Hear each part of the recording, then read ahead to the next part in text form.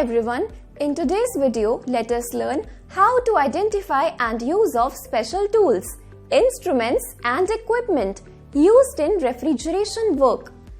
Objectives: at the end of this video, you can be able to Number 1. Identify the main parts of refrigeration tools and their functions of work in field. Number 2. Identify the measuring instruments used in refrigeration work. Number 3. Identify the equipments used in refrigeration work. Let us collect the tools required to do this practical. Flaring tool with yoke, 1 number. Tube cutter with reamer, 1 number. Pipe bender, lever and soaring type, 1 number. Swaging tool, 1 set. Pinching tool, 1 number. Pinching plier, 1 number. Ratchet wrench key, 2 numbers. Pressure gauge, 2 numbers. Compound gauge, 2 numbers. Thermometer, 1 number. Electronic detector, 2 numbers. Gauge manifold, 1 number. Tong tester, 1 number. Anemometer, 1 number. Sling psychrometer, 1 number. Tachometer, 1 number. Single adapter hand shut off valve manifold gauge, 1 number. Vacuum pump, 1 number. Air compressor, 1 number.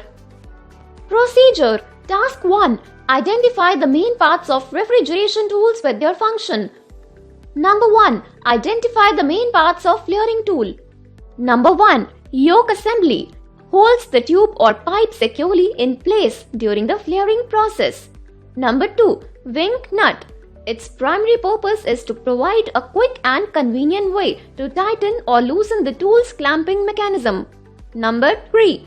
Chamfer. The chamfer in a flaring tool serves a crucial purpose in preparing the end of a tube or pipe for the flaring process. Number 4. Flaring block or anvil. The flaring block provides support to the tube or pipe during the flaring process, helping to maintain its shape and alignment. Identify the main parts of tube cutter with reamer. Number 1. Grooved roller wheel.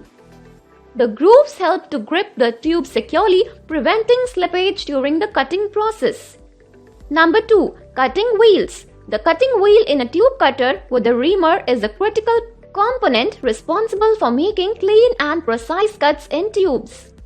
Number 3. Adjustable knob. This is responsible for holding the tube securely in place during the cutting and reaming operations. Number 4. Reamer.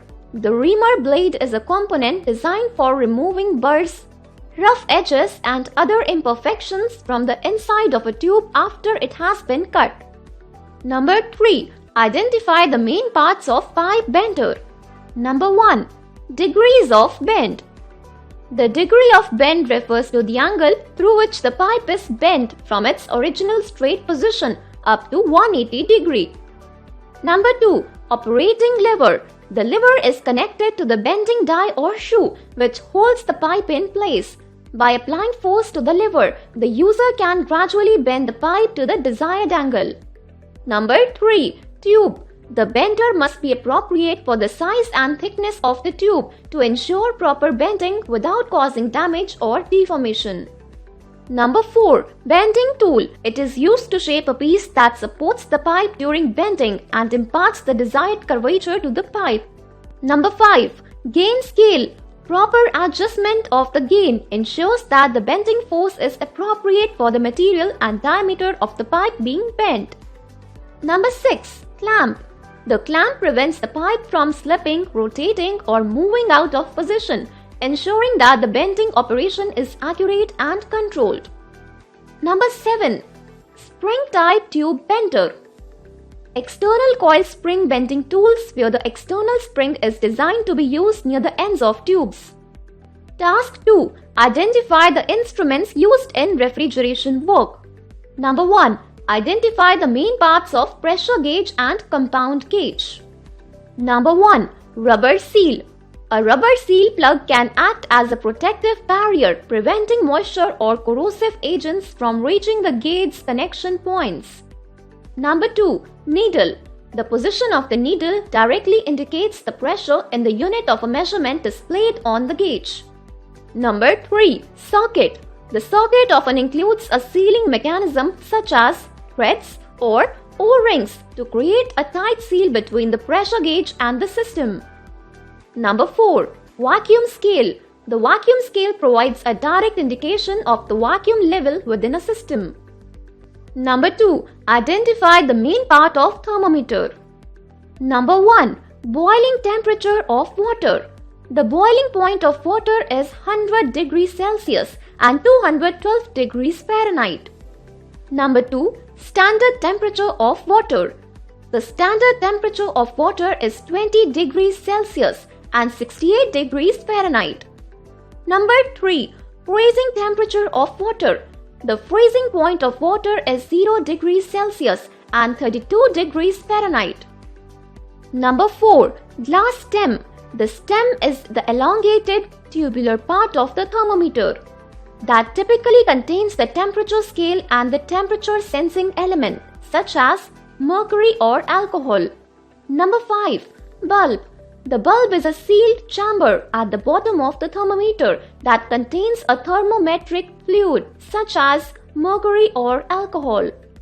Number 3. Identify the main parts of halide torch leak detector. Number 1. Burner. The burner in a halide torch leak detector produces a flame, typically a hydrogen flame. This flame serves as the source of the heat for the detection process. Number 2. Control knob. The control knob may allow users to adjust the intensity of the flame produced by the torch. Number 3. Hose. The hose allows for directional detection by providing a means to draw in air from specific directions or areas. Number 4. Identify the main parts of electronic leak detector. Number 1. Power on or off button. It is used to switch on and off the device. Number 2. Sensor. Sensors in leak detectors are designed to detect the presence of specific gases or fluids. Number 5. Identify the main parts of sling psychrometer. Number 1. Handle. The handle allows the user to rotate the entire psychrometer assembly. Number 2. Wet bulb thermometer. The wet bulb thermometer relies on the cooling effect of evaporation to measure the wet bulb temperature accurately. Number 3. Dry bulb thermometer. The primary purpose of the dry bulb thermometer is to measure the dry bulb temperature, which represents the actual air temperature in the surrounding environment. Number 4. Water-soaked wick. The water-soaked wick is designed to enhance the cooling effect due to evaporation. Task 3. Identify the equipments in refrigeration work. Number 1. Identify the main parts of vacuum pump. Number 1. Vacuum gauge. The primary purpose of a vacuum gauge in a high vacuum pump is to measure and display the vacuum level within the system. Number 2. Vacuum hose. The vacuum hose serves as the conduit for the transfer of vacuum between the high vacuum pump and the system being evacuated. Number 3. Metal stand.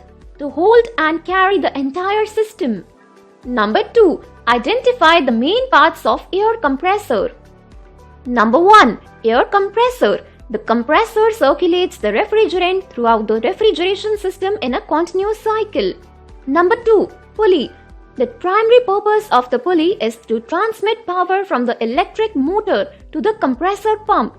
Number 3. Belt. The purpose of the belt in an air compressor is to transmit power from the motor prime mover to the compressor pump. Number 4. Motor. The motor provides the rotational force required to operate the compressor pump. Number 5. Air tank. The primary purpose of the air tank is to store compressed air generated by the compressor. Recap. In this video, so far we have discussed how to Number 1. Identify the main parts of refrigeration tools and their functions. Number 2.